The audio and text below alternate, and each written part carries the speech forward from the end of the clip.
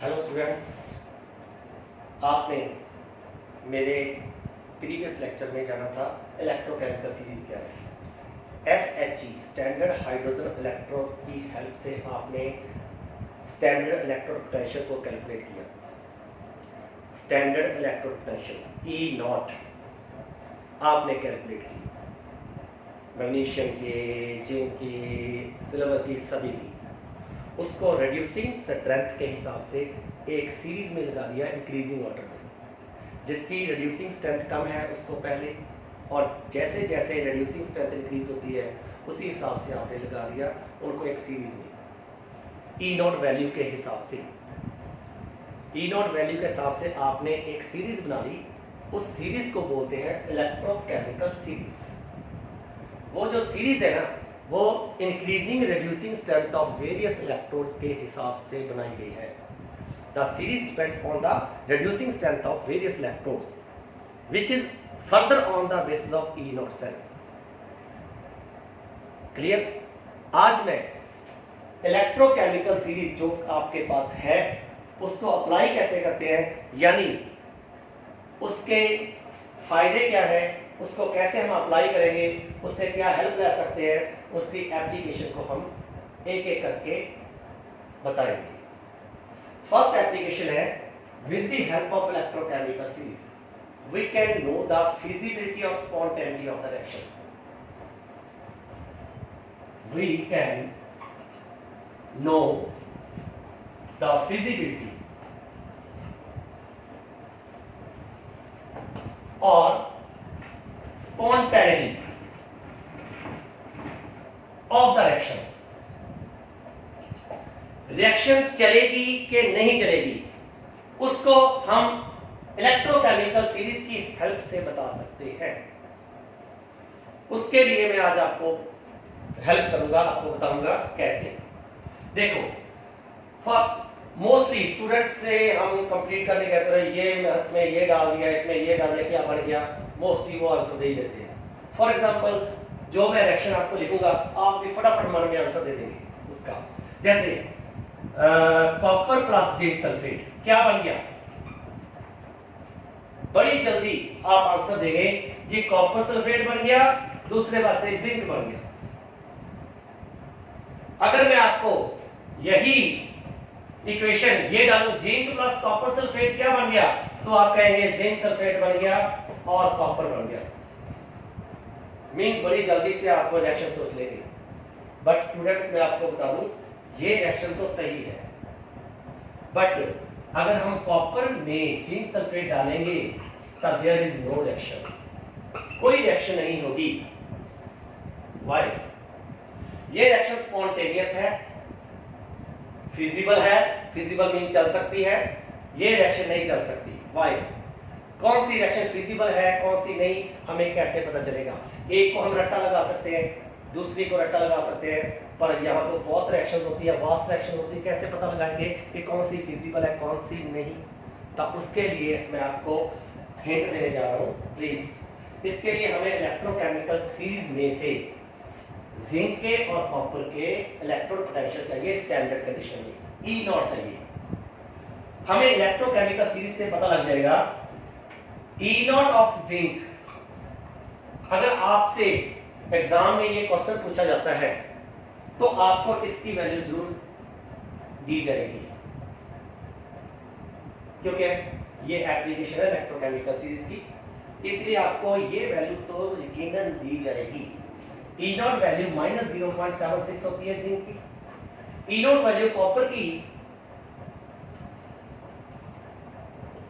Plus 0.34 volt. अब इन value से जो कि हमने इलेक्ट्रोकेमिकल सीरीज से ले ली, कैसे जानेंगे कि कौन सी रिएक्शन फिजिबल है और कौन सी नहीं? तो उसके लिए मैं कंपेयर कर रहा हूं इनकी E not value. E not value copper की ज्यादा है किससे? जिंक से। जिसकी ई नॉट वैल्यू ज्यादा होती है वो कभी इलेक्ट्रॉन लॉस नहीं करता, वो हमेशा इलेक्ट्रॉन गेन ही कर सकता है,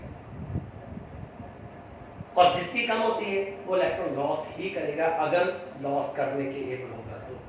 देखो इस रिएक्शन में आप देखेंगे जिंक का ऑक्सीडेशन नंबर 0 है, एलिमेंट्री स्टेट में 0 होता है, इसमें कोई चार्ज नहीं है ना, ये न्यूट्रल है, इसका ऑक्सीडेशन स्टेट 0 है, 0 चार्ज। इस पे जिंक का चार्ज 2 पॉजिटिव है, फार्मूला आपको आता ही है, सल्फेट पे 2 नेगेटिव हो गया, इक्वल चार्ज 2 पॉजिटिव जिंक पे आ गया।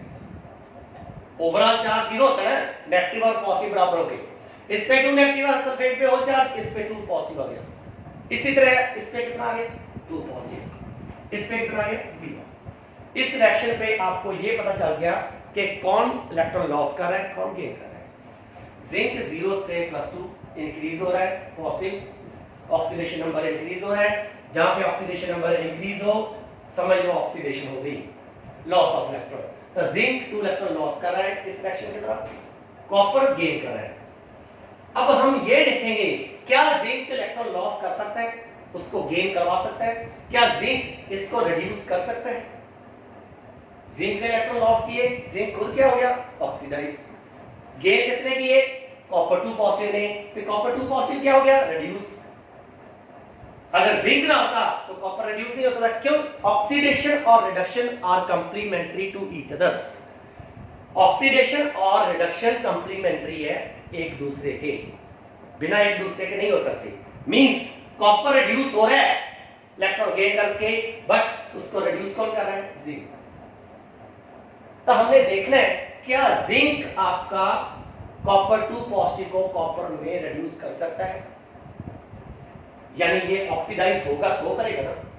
ऑक्सीडाइज होने के लिए इसका E0 वैल्यू कम होनी चाहिए। इसको याद कर लो आप, जिसकी E0 कम होगी वो ऑक्सीडाइज होता है, जिसकी E0 वैल्यू ज्यादा है वो रिड्यूस होता है। E0 oxidise, E0 zinc oxidise होगा क्योंकि इसकी वैल्यू कम है। यहां से पता चल गया ना, E0 जिंक की कम है इसलिए ये ऑक्सीडाइज हो रहा है, यहां पे ऑक्सीडाइज हो रहा है, इट मींस रिएक्शन फिजिबल होगी, रिएक्शन सही चलेगी। जिंक आसानी से कॉपर 2 पॉजिटिव को रिड्यूस कर देगा। क्लियर हो गया। अगर इसको लिखना हो तो कैसे लिखेंगे, यहां पे लिखेंगे E0 value of zinc, E0 value of zinc is less than E0 Cu2 positive. So zinc जिसकी कम हो वो क्या होगा ऑक्सीडाइज, दूसरों को क्या करेगा रिड्यूस। ये याद रखना, जिसकी E0 वैल्यू कम हो वो खुद ऑक्सीडाइज होगा, दूसरों को रिड्यूस करेगा।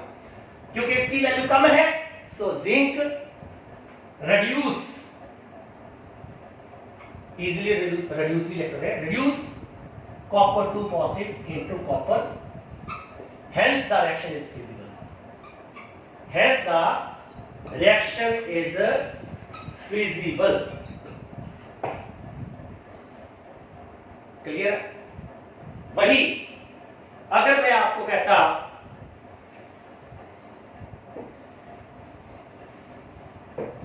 कि ये reaction copper plus zinc sulphate का क्या बनेगा, तो मोस्ट स्टूडेंट कहते हैं ये copper sulphate plus zinc, not at all, कभी नहीं होगा।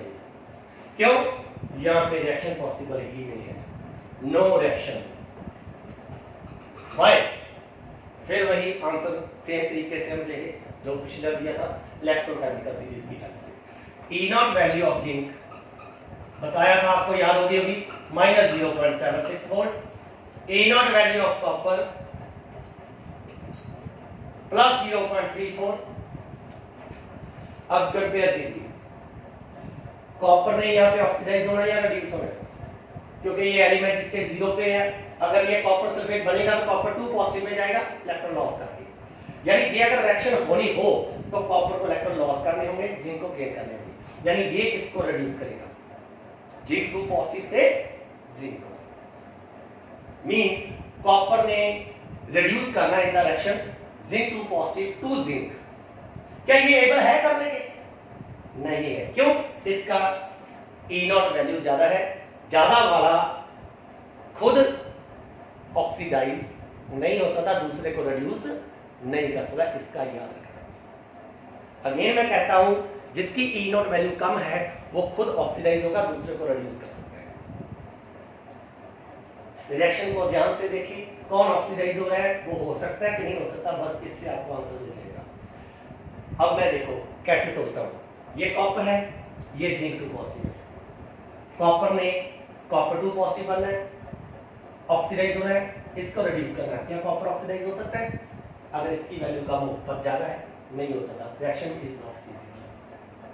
मींस यहां पर लिखे E naught copper is more than E naught zinc, so copper can not oxidize and सीधा लिखेंगे can not reduce zinc 2 positive into zinc, so reaction is not visible और not spontaneous. Okay, इस तरीके से आप फिजिबिलिटी और spontaneity check कर सकते हैं इलेक्ट्रोकेमिकल सीरीज की हेल्प से। Clear students? इसके अलावा हम जान सकते हैं कि कौन सी मेटल एसिड में से हाइड्रोजन गैस इवॉल्व करेगी और कौन सी नहीं। मींस दूसरी एप्लीकेशन है जो इसी में मैं आपको बता रहा हूं, ध्यान से सुनना। सेकेंड एप्लीकेशन है विच metal can evolve hydrogen gas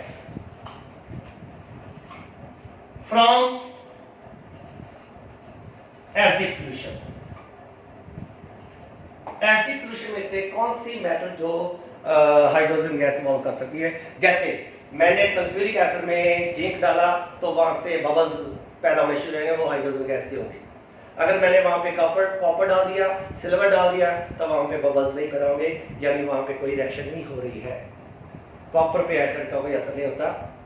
zinc के बर्तन में अगर आप एसिड को डाल देंगे तो जिंक का बर्तन खुर जाएगा, इरोड हो जाएगा, उसका क्रोजन हो जाएगा, जिंक खुर जाएगा, नहीं डाल सकते आप। क्या कारण है वो बताने जा रहा हूं, वो भी हम इलेक्ट्रोकेमिकल सीरीज की हेल्प से करेंगे।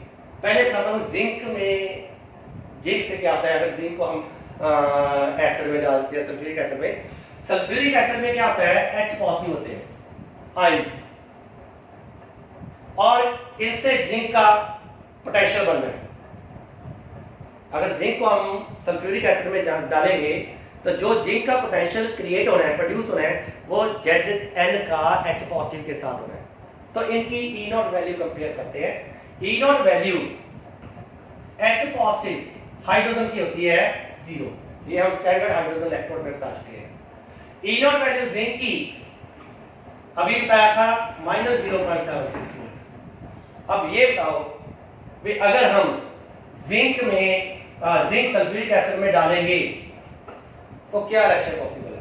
क्या जिंक इलेक्ट्रॉन लॉस करेगा? देख के बताओ, ये इसका 0 है, ये माइनस में है, जिसका कम हो वो ऑक्सीडाइज होगा, मींस आपका जिंक इलेक्ट्रॉन लॉस करेगा। लॉस करके क्या बन जाएगा? Zinc 2 positive. Zinc 2 positive solution में चला जाएगा, जिंक में से सॉल्यूशन में रिलीज हो जाएगा, ये बन जाएगा जिंक सल्फेट। सल्फेट आयन के साथ जिंक सल्फेट बना लेगा। अब ये लॉस कर रहा है क्योंकि इसकी वैल्यू कम है, तो गेन कौन कर रहा है? H positive. H पॉजिटिव कहां है? एसिड। एसिड में H पॉजिटिव है, वो इलेक्ट्रॉन गेन करेंगे, क्या बन जाएगी? H2 gas. देखो ना, जिंक आपका इलेक्ट्रॉन लॉस करके जिंक 2 पॉजिटिव बन रहा है, H पॉजिटिव आपका इलेक्ट्रॉन गेन करके H बन रहा है और H2 गैस बन जाएगा, तो हाइड्रोजन गैस फॉर्म होगी। यही आपका कॉपर होता तो ई नॉट कॉपर का कितना होता है? +0.34 वोल्ट। 0 से ज्यादा हो गया तो कॉपर कभी भी, यहां पे कॉपर आ जाएंगे, ई नॉट वैल्यू ज्यादा होने के कारण कॉपर कभी भी ऑक्सीडाइज नहीं होगा। अगर इसने इलेक्ट्रॉन लॉस ही ना किए तो H पॉजिटिव गेन करके H2 गैस नहीं बनेगा। ये सेकंड एप्लीकेशन है आपकी इलेक्ट्रोकेमिकल सीरीज की। क्लियर? क्लियर हो गया? अब मैं एक क्वेश्चन पूछता हूं,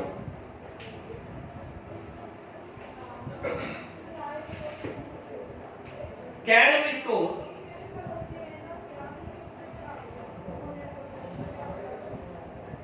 निकल सल्फेट NiSO4 इन आयरन वेसल? क्या हम निकल सल्फेट को आयरन वेसल में स्टोर कर सकते हैं? Can we store nickel sulphate in iron vessel? इसका क्या जवाब होगा? देखो पहले आप इसकी रिएक्शन देखते हैं। आयरन वेसल आयरन का बना होता है, मींस आयरन के एटम्स का बना होता है। सॉलिड स्टेट में होगा आयरन वेसल, आपको लिक्विड स्टेट में या गैसियस स्टेट में तो मिलेगी नहीं। आयरन वेसल सॉलिड स्टेट में मिलेगी जिसके आयरन के एटम्स होंगे, जिसका फार्मूला Fe। इसका किसी के साथ कंपाउंड नहीं बना, एलिमेंट्री स्टेट है, एलिमेंट्री स्टेट Fe। इसका ऑक्सीडेशन नंबर कितना क्या हो गया? 0। यहां पे क्लियर हो गया। तो निकल सल्फेट की तरफ पहुंचते हैं। अगर निकल सल्फेट को हम आयरन वेसल में डालेंगे, ठीक है, तो ये इसके कांटेक्ट में आएगा निकल सल्फेट। अब निकल पे क्या चार्ज हो गया? 2 पॉजिटिव। ये आयनिक स्टेट पे है। निकल 2 पॉजिटिव आपका आयनिक स्टेट पे है और आयरन आपका एलिमेंट्री स्टेट पे है।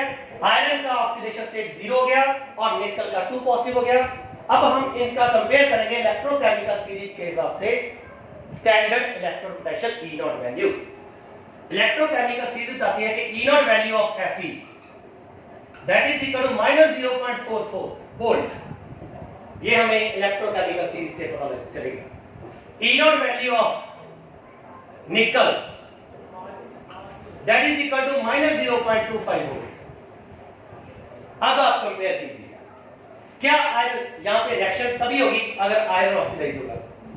अगर आयरन ऑक्सीडाइज हो गया तो रिएक्शन होगी, नहीं तो नहीं होगी। अब आप देखो क्या आयरन ऑक्सीडाइज हो सकता है? अगर इसकी वैल्यू कम है तो नेगेटिव के हिसाब से तो इसकी वैल्यू कम ही है। इट मींस यहां पे आयरन ऑक्सीडाइज हो जाएगा।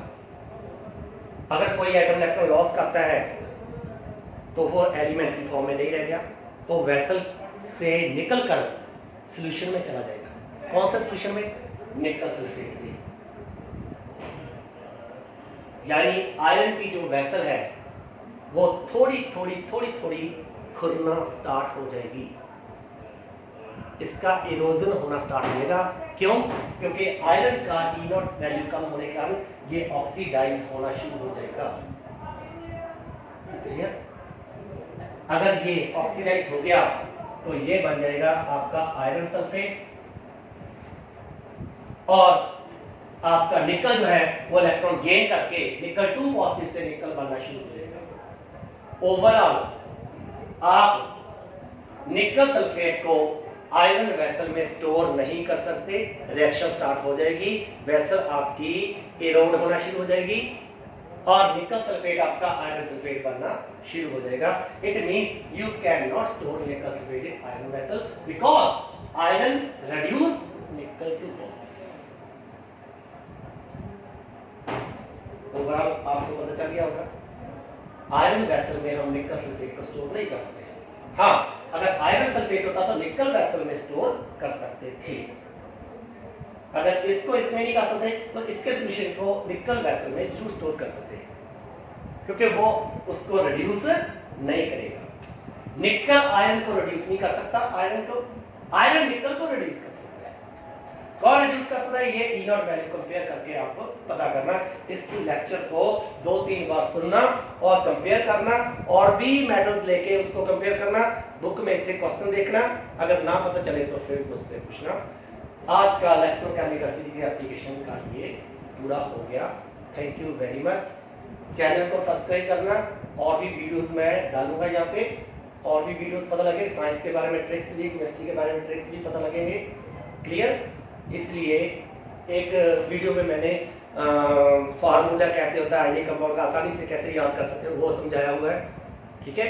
और भी मैं वीडियोस डालूंगा, जैसे हाइब्रिडाइजेशन आसानी से 1 सेकंड में कैसे बता सकते हैं।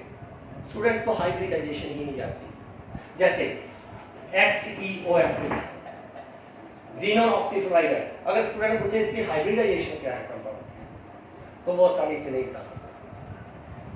इसकी हाइब्रिडेशन sp3d, मैंने कोई याद नहीं किया हुआ, मैंने 1 सेकंड में बोलते बोलते ही इसको दिमाग में कैलकुलेट कर लिया। आप भी कैलकुलेट कर सकते हो।